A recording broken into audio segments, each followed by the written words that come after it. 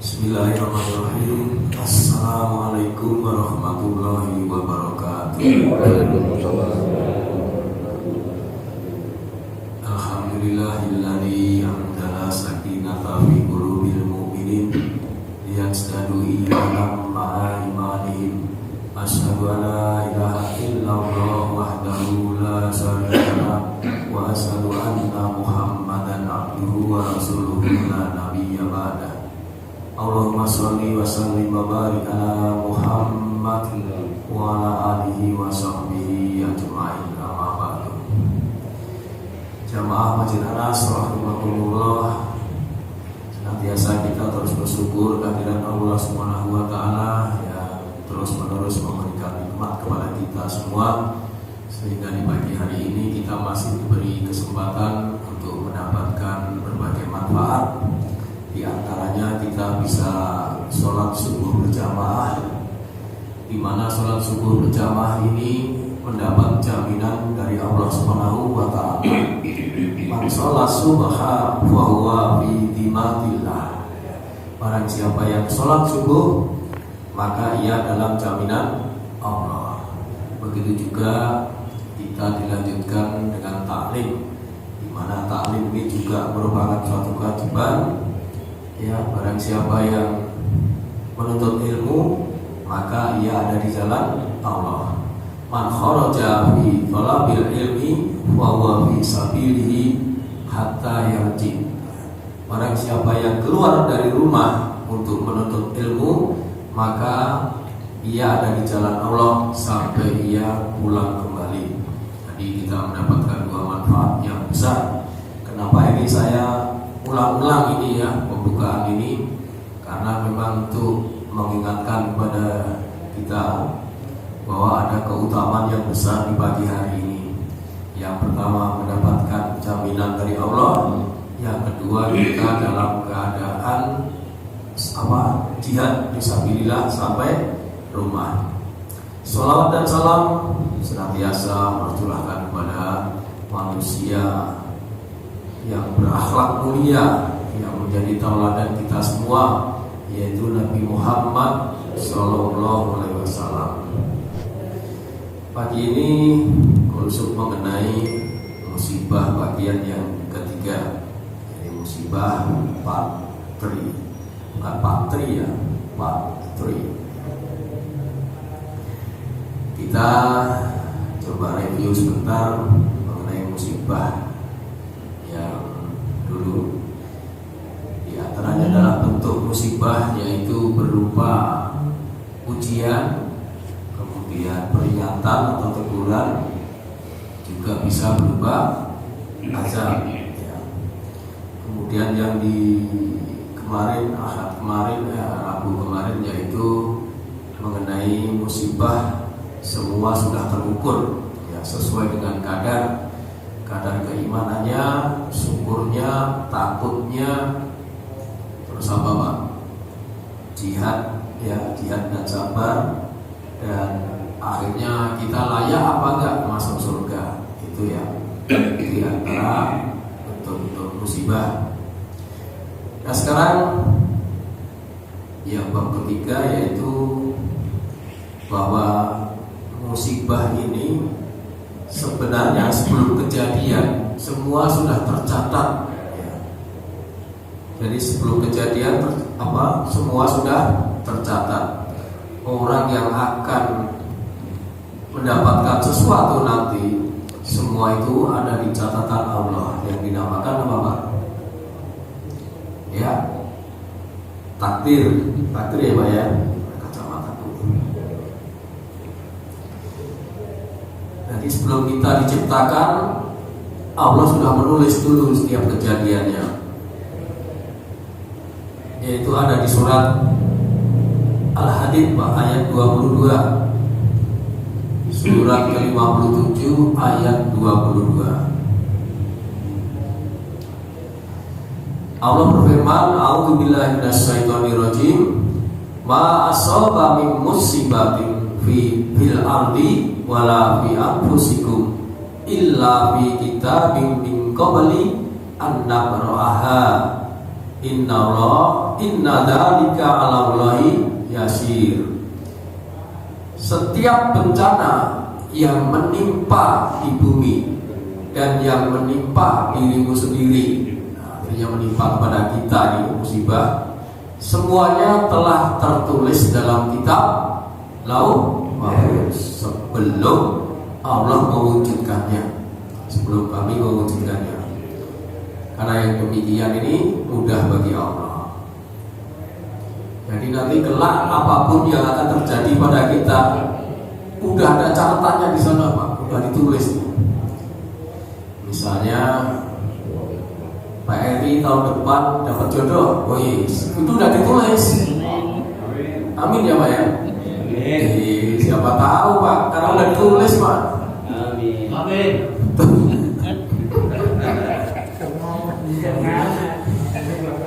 Amin. Jangan menolak takdir Pak. Ini sudah ditakdirkan, pasti ada hikmahnya ini Pak. Ini cuma siapa tahu Pak, contoh Pak, contoh ya. Ya. Jadi musibah-musibah itu baik termasuk rahasia umur kita, rezeki kita, semua sudah Allah tentukan. Jadi nggak usah bersedih, nggak usah apa ya, nggak usah bersedih aja Pak. Nggak usah galau itu kata Ustadz Tegal. Kita buka hadisnya. Dari Ibnu Mas'ud, dia berkata, Rasulullah berdiri di tengah-tengah kami, lalu beliau bersabda, Allah menciptakan setiap jiwa, lalu dia menuliskan atau menentukan kehidupannya, baik itu umurnya, rezekinya, terus wa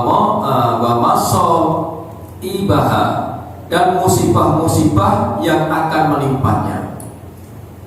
Jadi umur, rezeki, dan musibah apa saja yang akan menimpanya sudah dituliskan oleh Allah. Hadis riwayat Tirmizi. Jadi sebagai Pak ya, sebagai pengetahuan, jangan kaget kalau ada musibah itu. Nanti ada di ayat berikutnya. Karena ayat ini tadi sebagai ayat hiburan sebenarnya buat kita itu, bahwa kalau kita mendapatkan musibah, jangan terlalu sedih, musibah buruk ya. Tapi kalau mendapatkan musibah baik, juga jangan terlalu gembira. Itu ada di ayat selanjutnya Pak, ayat 23-nya. Likaila tasau ala ma fatakum wala tafrahu bima atakum wallahu la yuhibbu kulla mukhtalin fakhur. Agar kamu tidak bersedih hati terhadap apa yang luput dari kamu. Maksudnya kalau kita menyangka begini begitu tetapi luput, yang dapat adalah musibah. Ya, tidak bersedih hati dan tidak pula terlalu gembira terhadap apa yang diberikannya kepadamu. Allah tidak menyukai setiap orang yang sombong dan membanggakan diri. Jadi biasa saja Pak, semua musibah sudah tercatat. Apabila itu menimpa kepada kita, baik yang buruk maupun yang baik, kalau yang buruk kita jangan terlalu sedih, kalau yang baik jangan terlalu gembira. Kira-kira bisa terima ini Pak, musibah ini Pak, kalau terjadi pada diri kita? Terima ya Pak ya, karena itu kan takdir. Nah, pokok musibah itu ada dua Pak, baik musibah dunia maupun musibah agama, musibah akhirat. Menurut Bapak ini musibah dunia dan agama ini lebih berat yang mana Pak? Lebih berat musibah dunia. Pas-pasan mulu ya.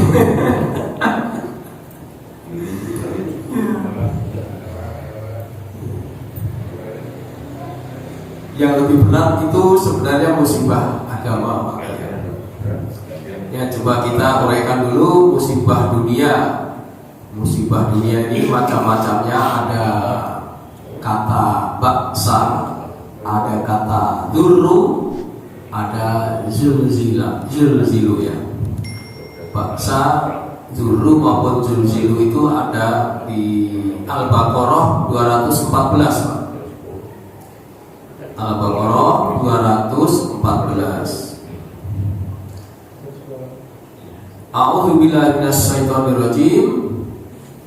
Am hasibtum an tadkhulul jannata walamma ya'tikum masalul ladzina khalau min qablikum masathumul ba'sa, ini ba'sa ya, wa dzarra wa zulzilu. Ada 3 itu ya katanya ya. Kemelaratan, kemiskinan, penderitaan, penyakit dan guncangan. Hatta yaqular rasulu walladzina amanu ma'ahu mata nasrullah ala inna nasrullahi qarib.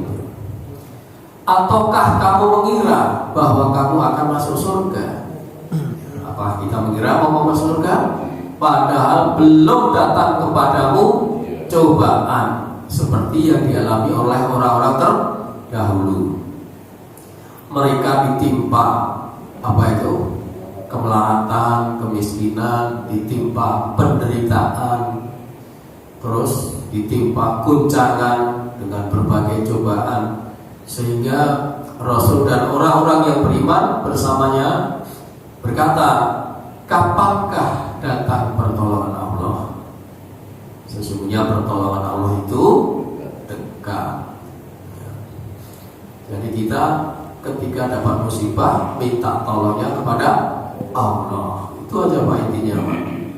Karena Allah menyatakan dirinya dekat.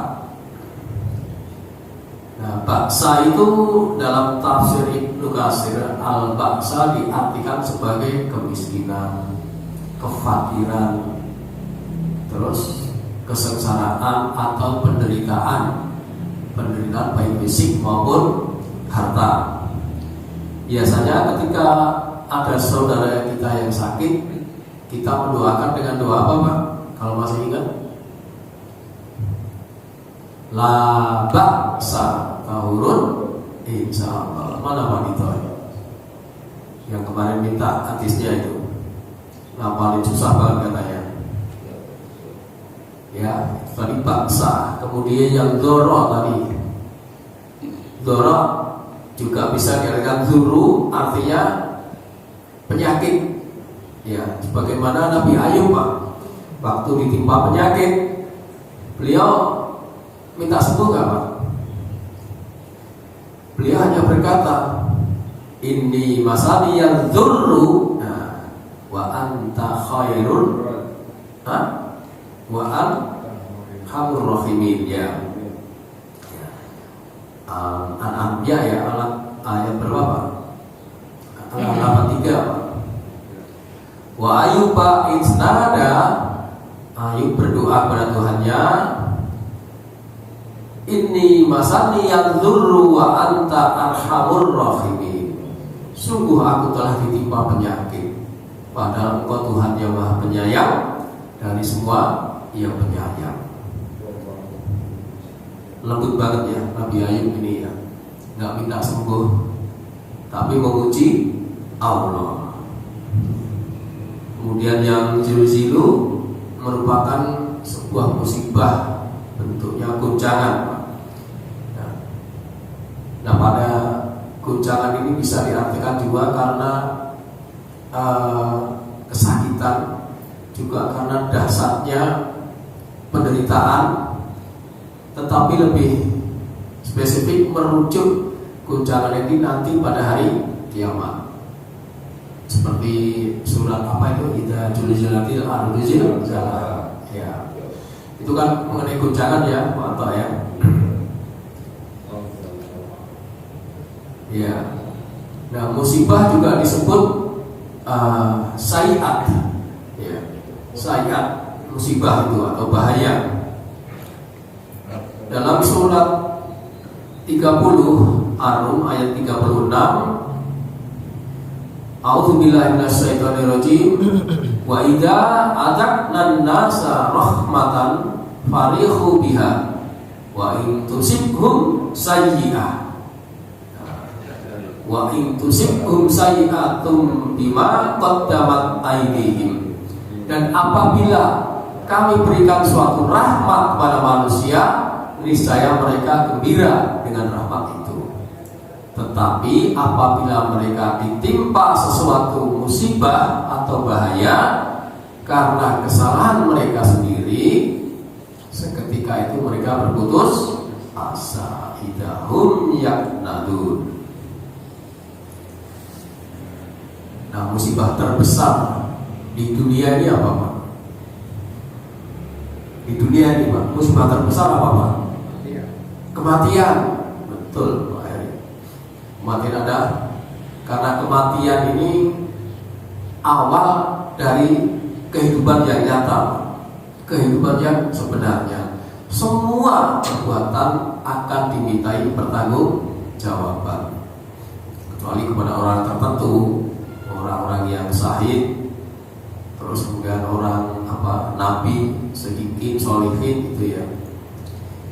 Tapi pada umumnya mereka akan mempertanggungjawabkan apa yang telah diperbuat di dunia. Nah, kematian kalau menimpa pada orang di luar kita, Pak, orang kafir itu pasti kelak akan menyesal, Pak. Dan dia pengen dikembalikan ke dunia.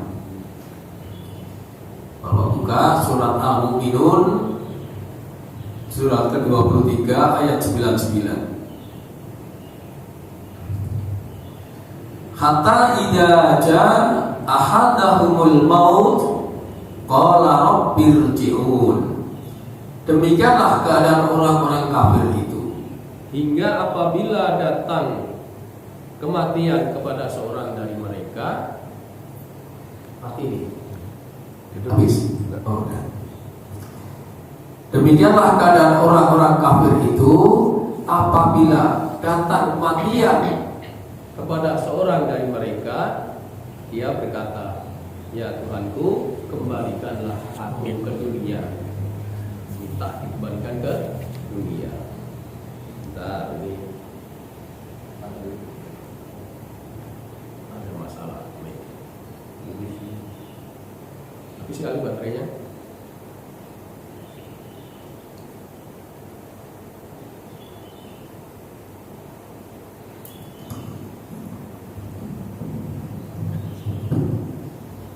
Kenapa orang yang meninggal tadi, yang sudah mati, minta dihidupkan kembali, Pak? Ayat berikutnya, Pak, ayat 100. Terus, Pak? Lima tarok kala kalimatun huwa qa'iluha. Terus ihim barzahun ila yaumi yub'atsun. ya, agar aku dapat berbuat kebajikan yang telah aku tinggalkan. Lalu dijawab sama Allah, sekali-kali tidak. Karena sungguh itu adalah dalil yang diucapkan saja ya. Dan dia di hadapan mereka ada barzah sampai pada hari mereka dibangkitkan. Karena sebenarnya orang-orang di luar kita itu kelak kadang-kadang pengen menjadi orang muslim gitu. Nah, ini artinya sekarang sebagian belum ya, Pak. Tapi nanti dari kiamat dia pengen jadi orang muslim karena dia iri, Pak. Iri kenapa? Orang-orang muslim yang benar itu mendapatkan kenikmatan, sedangkan mereka disiksa. Maka dia pengen jadi orang muslim ya. Buka surat Al-Hijr ayat 2, surat 15 ayat 2. Rubbama yawaddul ladzina kafaru law kanu muslimin orang kafir itu kadang-kadang nanti di akhirat menginginkan sekiranya mereka dahulu di dunia menjadi orang muslim. Ya. Jadi ya itulah yang akan terjadi pada orang-orang yang meninggal di luar di luar kita bagi orang-orang kafir untuk dihidupkan kembali, terus kemudian ingin menjadi orang Islam. Meskipun kematian yang bakal menimpa setiap manusia merupakan musibah yang paling besar, tapi bagi kita orang muslim ini senantiasa mengingat kematian. Dengan mengingat kematian ini menjadikan orang muslim itu menjadi cerdas. Orang yang cerdas itu yang bisa mengingat kematian. Ya, serta mempersiapkannya. Dari Ibnu Umar radhiyallahu anhu yang berkata, aku pernah bersama Rasulullah SAW, lalu ada seorang Ansor mendatangi beliau. Ia memberi salam dan bertanya, wahai Rasulullah, ya Rasulullah, ayyul mu'minina afdal. Wahai Rasulullah, mungkin manakah yang paling baik? Maka Rasulullah menjawab, asaluhum khuluqan, yaitu orang mukmin yang baik akhlaknya. Lalu orang Ansor itu bertanya lagi, wa ayyul mu'mini aqyas, siapakah orang mukmin yang paling cerdas? Maka Rasulullah menjawab, aksaruhum lil mauti dzikra, yaitu orang yang senantiasa mengingat kematian, dan wa ahsanuhum lima ba'dahus ti'udatan ulaikal aqyas, dan orang yang mempersiapkan diri untuk kehidupan setelah kematian, itulah orang-orang yang cerdas. Di situ aja dihasilkan oleh Al-Bani. Nah, kalau orang bisa melewati ujian demi ujian, itu tentu akan mendapatkan ampunan Allah. Jadi ampunan Allah itu ternyata lewat berbagai cara. Makanya ketika seseorang mendapatkan musibah, sabar, terima, maka Allah akan ampuni. Dari Abu Hurairah radhiyallahu anhu, dari Nabi SAW, beliau bersabda, tidaklah seorang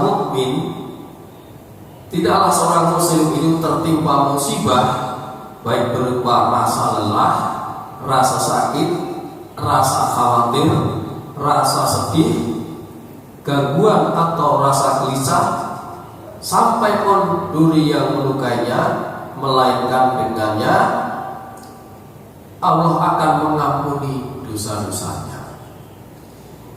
Jadi setiap musibah yang mengenai kita, baik itu penderitaan, kefakiran, guncangan tadi yang disebut di atas tadi, dan dirinci lagi oleh Rasulullah dalam keadaan rasa lelah, terus kemudian rasa sakit, khawatir, itu semua kalau kita terima dan kita sabar, maka Allah akan mengampuni dosa-dosanya. Hadis riwayat Bukhari dan Muslim. Itulah musibah dunia. Maka dengan musibah yang boleh jadi kita akan mendapatkannya, maka kita harus jangan terlalu bersedih, karena ini semua sudah tertulis. Yang kedua yaitu musibah agama atau musibah akhirat. Tentu musibah agama atau musibah akhirat jauh lebih berat daripada musibah dunia. Kalau musibah dunia tadi kan dihibur oleh Allah bahwa semua sudah tercatat, tapi musibah agama ini jangan sampai lepas. Ini harus kita genggam, Pak. Sampai lepas repot, Pak, di sana. Sehingga Rasulullah, kemudian sahabat Umar, dan ada fatwa dari ulama itu mengatakan bahwa musibah agama ini adalah musibah yang paling terbesar. Dari Rasulullah SAW bahwa beliau dari Ibnu Umar radhiyallahu anhu, dia berkata, jarang sekali Rasulullah SAW berdiri dari majelis sambil beliau berdoa. Rasulullah berdoa dengan doa-doa ini untuk para sahabatnya. Ya Allah, berikanlah kepada kami rasa takut kepadamu yang menjadi penghalang antara kami dan maksiat kepadamu. Yang kedua, ya Allah, berikanlah kami ketaatan kepadamu yang menyampaikan kami kepada surga-surgamu. Yang ketiga, ya Allah, berikanlah kami keyakinan yang memudahkan kami untuk menghadapi musibah dunia. Ini keyakinan. Kemudian yang keempat, ya Allah, berilah kami manfaat pada pendengaran kami, penglihatan kami, dan kekuatan kami selagi kami masih hidup. Dan jadikanlah itu semua tetap dengan kami dan terpelihara sehingga kami mati. Kelima, ya Allah, berikanlah balasan hukuman kepada orang-orang yang menzalimi kami, dan bantulah kami terhadap orang-orang yang memusuhi kami. Keenam, ini, ya Allah, wala taj'al musibatana fi dinina. Ya Allah, dan janganlah Engkau timpakan musibah pada agama kami. Ini doa Rasulullah kepada para sahabatnya, tentu juga kepada kita semua. Jika didoakan, jangan sampai tertimpa musibah pada agama. Tertimpa musibah agama yang paling berat. Kemudian aksar dari Umar bin Khattab, kalau dapat musibah itu ada 4 kenikmatan. Kemarin sudah saya sampaikan 5 ya. Dari Allah, demi Allah, setiap kali aku mendapat musibah, maka di situ selalu terdapat 4 kenikmatan dari Allah. Yang pertama yaitu musibah itu tidak menimpa agamaku, kata Ibnu Umar. Jangan sampai musibah itu menimpa agamanya.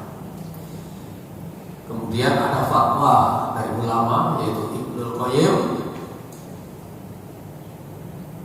bahwa setiap musibah selain musibah yang menimpa agama, maka anggaplah ringan, karena pada hakikatnya itu merupakan sebuah nikmat. Nyambung ya dengan yang tadi. Dan sebenar-benar musibah adalah musibah agama. Wal musibatul haqiqiyatu musibatud din. Dan sebenar-benar musibah adalah musibah agama. Jadi ada keterangan dari Nabi, dari Umar, dan ulama. Ini menunjukkan bahwa musibah agama ini musibah yang paling terberat. Jangan sampai kita terkena musibah itu. Nah, contoh-contoh musibah agama apa saja ini? Ada 3 Pak contohnya, yaitu kerusakan akidah. Yang pertama, kerusakan akidah. Ini musibah agama nih Pak. Di antaranya adalah syirik, kemudian bid'ah, dan syubhat. Ya. Ketiga ini merusak akidah Pak kalau terkena kepada diri kita. Syirik, dalilnya terbuka. Kezaliman ada 3. Kezaliman yang tidak Allah ampuni, kezaliman yang Allah ampuni, dan kezaliman yang tidak mungkin dibiarkan oleh Allah. Jadi Jadi kezaliman itu ada 3, yang tidak diampuni Allah, yang diampuni Allah, yang tidak mungkin dibiarkan. Adapun fa'amma dzulmul ladzi la yaghfirullah wasir. Adapun kezaliman yang tidak Allah ampuni adalah kesyirikan. Hadis riwayat Abu Daud. Jadi salah satu musibah agama adalah karena berbuat syirik. Resikonya orang yang berbuat syirik tidak diampuni. Kedua yaitu kerusakan akidah kedua yaitu bid'ah. Bid'ah digambarkan dalam sebuah hadis dari An-Nasa'i, ini yang biasa dibuka para penceramah. Ma yahdihillahu fala mudhillalah wa ma yudhlil fala hadiyalah, dan seterusnya. Barang siapa yang diberi petunjuk oleh Allah, maka tidak ada yang bisa menyesatkan, dan barang siapa yang disesatkan oleh Allah, tidak ada yang bisa memberi petunjuk. Sesungguhnya sebenar perkataan adalah kitabullah, sebaik-baik petunjuk adalah petunjuk Rasulullah. Terus, dan sejelek-jelek perkara adalah perkara agama. Wa syarrul umuri muhdatsatuha wa kullu muhdatsatin bid'ah wa kullu bid'atin dhalalah wa kullu dhalalatin finnar. Sejelek-jelek perkara adalah perkara agama yang baru, dan tiap-tiap perkara agama yang baru adalah bid'ah, dan tiap-tiap bid'ah adalah sesat, dan tiap-tiap kesesatan tempatnya neraka. Ya. Jadi syirik dan bid'ah merupakan kerusakan akidah. Kemudian subhat. Subhat ini pertengahan antara yang haram dan yang apa? Yang haram dan yang halal. Ya. Dari Abu Abdillah An-Nu'man bin Bashir radhiyallahu anhu, dia berkata, aku mendengar Rasulullah SAW bersabda, innal halala thayyiban wa innal harama thayyiban. Apa ini? Bukan. Innal halala bainun wa inna harama bainun wa bainahuma umurun mustabihatun la ya'lamuhunna katsirun minan nas. Wa man ittaqas subuhati faqadis tabara al-dinihi wa irdihi wa man waqa'a fis subuhati waqa'a fil haram. Sesungguhnya yang halal itu jelas, yang haram juga jelas. Di antara keduanya terdapat perkara syubhat yang kebanyakan manusia tidaklah mengetahuinya. Barang siapa yang menghindarkan diri dari perkara syubhat, maka dia telah menyelamatkan agama dan kehormatannya. Barang siapa yang terjerumus ke dalam perkara syubhat, maka dia bisa terjatuh pada perkara yang haram. Dari surat Bukhari dan Muslim. Jadi agama ini sudah jelas, yang haram jelas, yang halal jelas. Di antara pertengahan ada yang subhat. Kalau kita menghindari yang subhat, kita berarti menjaga agama dan kehormatan. Tapi kalau kita tercebur ke dalam hal perkara yang subhat, bisa terjatuh pada perkara yang haram. Ya. Contohnya apa sih Pak subhat ini? Contohnya apa? Subhat.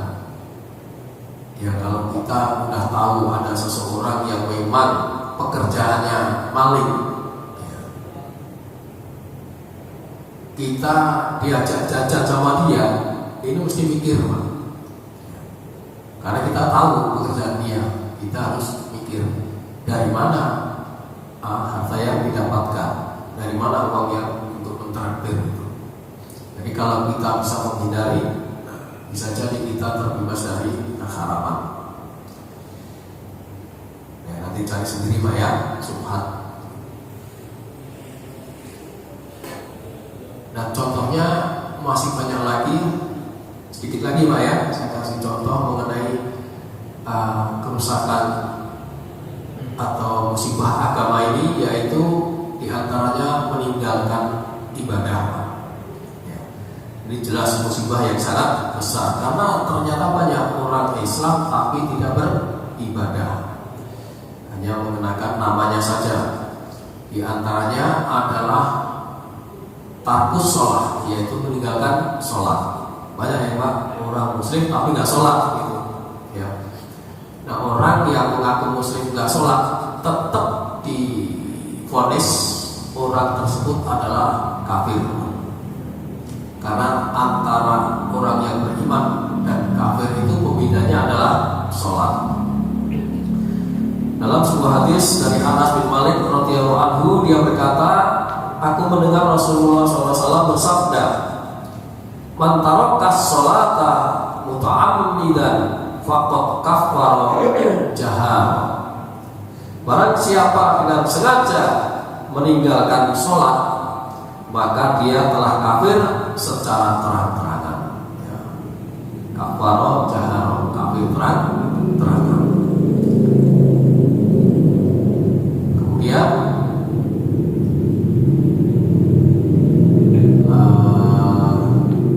orang yang meninggalkan sholat ini nanti punya tempat tersendiri Pak. Namanya sakor, neraka sakor. Ya.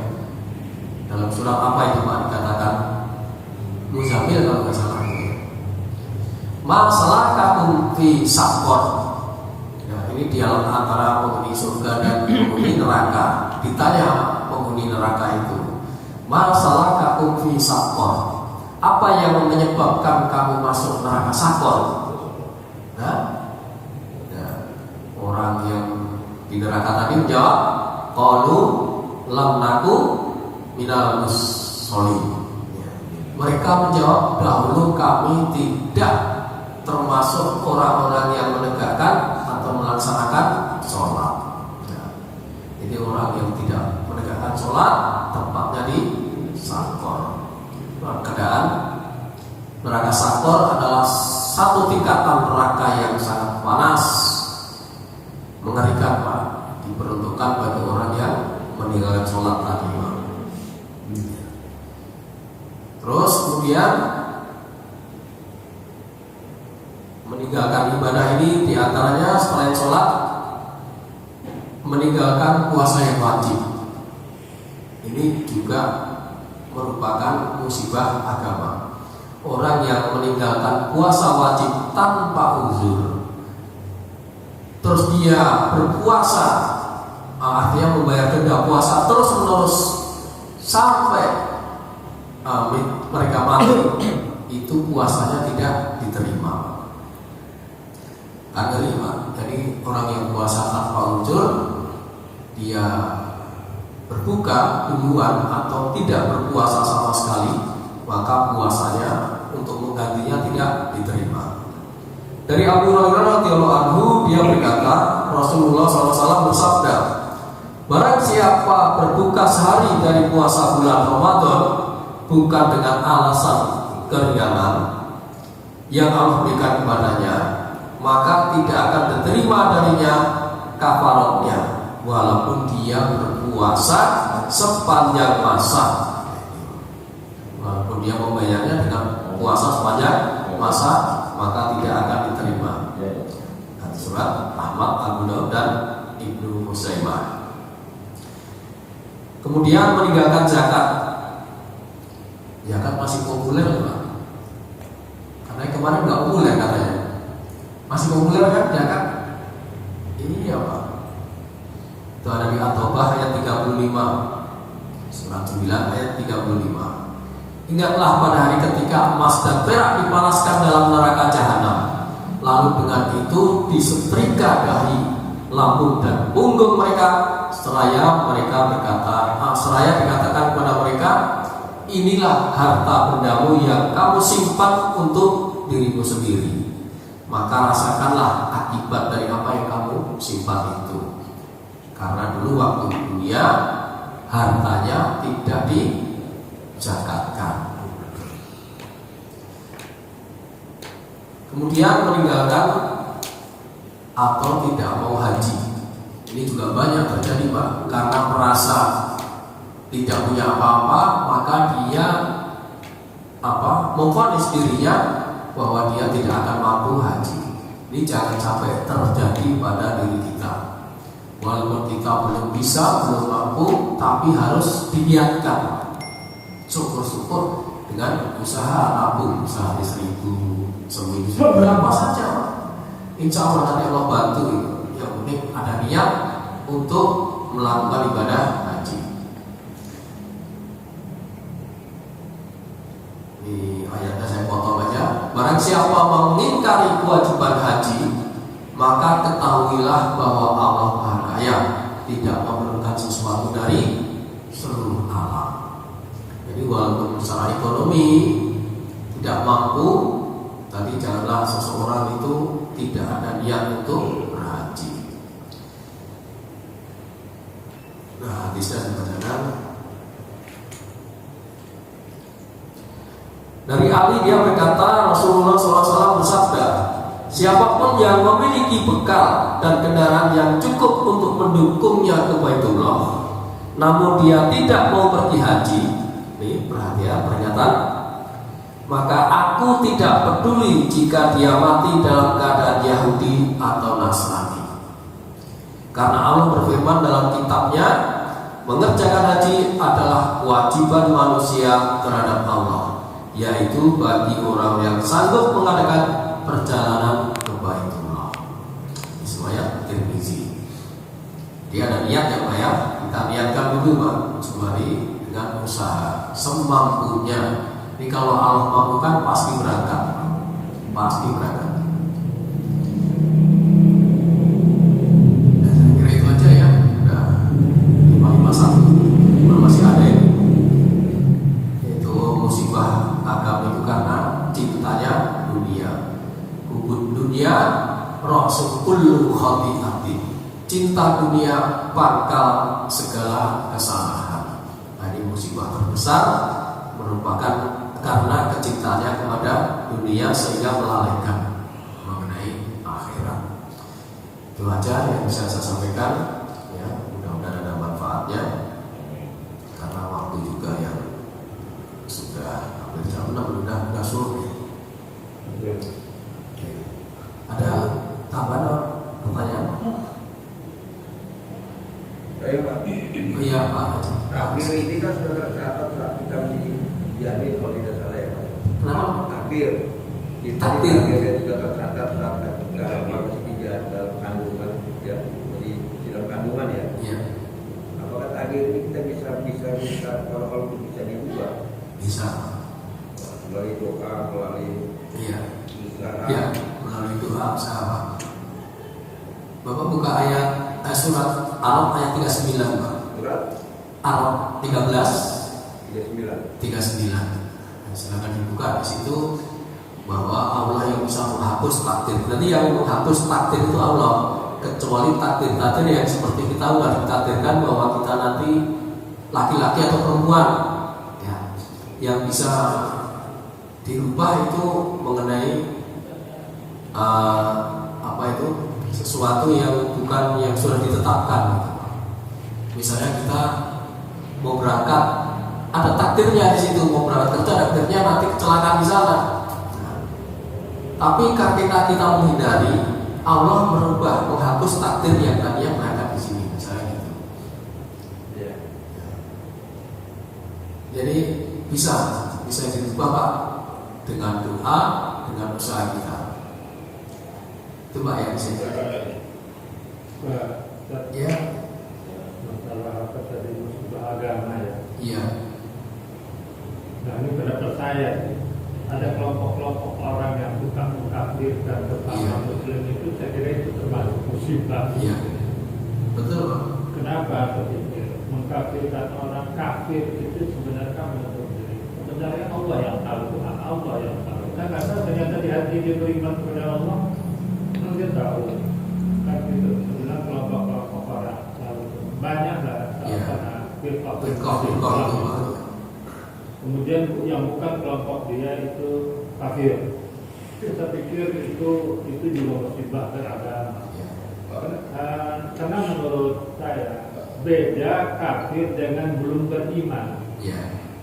Kalau dia Islam ternyata dia belum kafah dalam menjalankan hukum Islam atau syariat Islam itu, dia Islam tapi belum beriman, imannya belum 100%. Itu karena iman itu kita lihat kan yang terlihat, yang di hati dia sendiri, yang dia saya Islam itu sederhana kok. La ilaha illallah Muhammad Rasulullah. Selama itu dia pegang sampai mati, dia Islam. Tapi kalau dia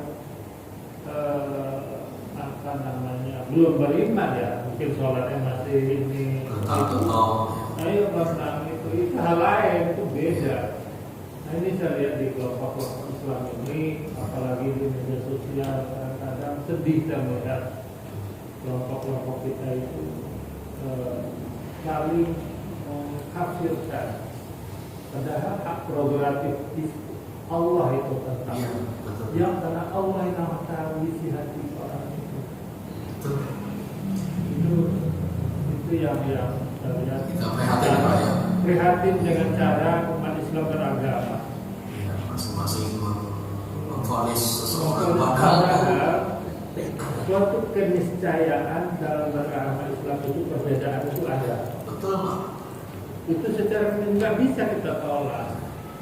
Nah, cara beriman itu ya masing-masing. Cara beriman saya begini. Teman-teman cara beriman. Yang mau selamat yang dilarang oleh Allah itu adalah syirik. Tidak menyembah Tuhan selain Allah. Iya kan? Makanya ada 3. Masuk surga itu gampang. Bertobat, beriman kepada Allah, dan berbuat baik. Masuk surga apa? Insya Allah itu ada di Al-Quran. Mungkin kadar iman kali ya Pak ya. Kadar imannya. Makanya saya bilang belum beriman dengan kafir itu beda. Jadi tidak bisa kita mengecap orang itu kafir, itu hak Allah. Nah itu kadang-kadang diambil oleh seorang ulama, maaf. Nah, maka saya kutip pendapat Ustaz Bahar, siapa namanya? Gus Bahar. Makin pintar orang beragama, makin dekat dia dengan konflik. Makin hati-hati Pak. berat musibahnya Pak. Makin pintar orang tahu syariat agama, makin dekat dia dengan konflik keagamaan itu sendiri. Itu kan, saya pikir itu saya dapat menerima bahasa itu. Karena dia akan mudah. Kalau kamu bukan ikut ajaran saya, kamu bukan golongan saya. Kamu itu yang ada beragama. Itu yang sebab musibah dalam agama Islam itu makanya saya pikir ini luar biasa. Jadi cara berpandang agama itu nggak begitu. Beragama itu gampang, jangan sulit-sulitin. Makasih Pak. Ya, sama-sama Pak. Ya, memang benar Pak. Kalau orang menuduh kafir seseorang, kalau tidak terbukti, maka yang menuduh itu akan kembali pada dirinya sendiri. Kan dia perlu pegang ini Pak. Jangan mengkafirkan. Kita nggak tahu di akhir hayatnya orang itu bisa aja bertobat. Banyak kisahnya kan. Ketika hidup bergelimang dosa, tapi di akhir hayatnya dia bertobat, kita yang nggak tahu. Maka kita jaga jangan seperti itu, jangan mengkafirkan. Silakan mereka masing-masing kan tadi ayatnya mau dibanding pertanggungjawaban. Saya lebih cenderung mengatakan kalau saya tahu mau baca, mungkin ada belum beriman aja lah. Bukan belum beriman, belum sempurna imannya. Itu lebih netral saya mengatakan seperti itu daripada kafir itu udah di luar Islam. Dan orang yang berislam dijamin surga. Iya. Walaupun prosesnya kita nggak tahu kan, melalui gorengan dulu atau gimana terserah Allah. Itu hak Allah. Nah itu sekarang sebagian maaf pendakwah kita, ya saya bukan ahli agama juga, saya baca ala kadarnya juga. Tapi wah gampang banget ya sebenarnya. Intinya pertama Islam dulu Pak. Oke, makasih Pak. Ada harapan surga itu pasti. Ya, betul. Iya. Ya benar Pak. Islam Jadi dia dulu. mengucapkan 2 kalimat syahadat dia udah beriman. Iya. Udah, Hanya selesai. yang benar. Tinggal prosesnya aja Pak. Iya. Dia belum melaksanakan berimannya sempurna, oke lah itu mungkin masih melakukan hal-hal yang haram, apa itu hal lain. Iya. Dan Allah Maha mengampuni, kecuali yang nggak diampuni Iya. syirik itu. Yang saya bilang tadi itu hak Allah udah Hak kita Allah. nggak tahu. Ya. Maka saya bilang, kenapa hak Allah suka diambil oleh penceramah, oleh orang-orang tertentu? Ya contoh yang gini lah. Saya setuju sekarang perang Iran ya. Saya bukan membela dia, cuma saya bicara ke ini. Berlurus kita berpikir. Ya, yang dituduhkan apa? Iran itu takiyah, ya kan, berbohong, terus Al-Qur'annya. Orang ini paparkan, diambil Al-Quran di Iran, nih dibaca, memang ditambahin. Bukan ayat yang ditambah, mulai dari Al-Fatihah sampai Al-Ikhlas ya, Al-Anas, Panas. itu ya sama. Tapi bagi orang tertentu yang tidak pernah baca itu berbeda. Atau itu lagi bertakiyah itu, atau ini yang meninggal kemarin, Khomeini itu, jangan tidak boleh mengharamkan apa dia kan, menghina Nabi dan istri Nabi Aisyah kan gitu. Ada ulama kita itu lagi bertakiyah. Saya pikir hati orang kok dia tahu ya. Itulah cara beragama yang terpikir tuh. Makanya yang paling aman itu diam. Kalau nggak tahu Diam. yang punya diam. Benar. Udah. Oke Pak, makasih. Aslitul hikmah. Jadi gampang menuduh orang itu rusak. Ada hikmah di balik kediaman itu. Baik, Terima kasih Pak. kita baca kafarul majlis. Subhanallah.